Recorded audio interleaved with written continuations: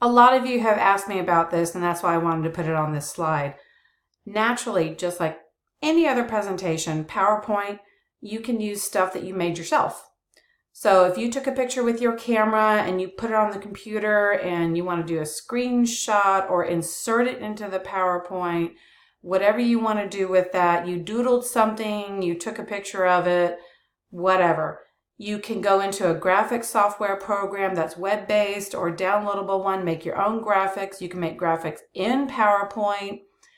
You can't just put videos on your PowerPoint. I've seen people do this where they used music that was popular, but you don't have permission to do that. So let's not do that. You can use music that's yours. You can use music that's not copyright protected.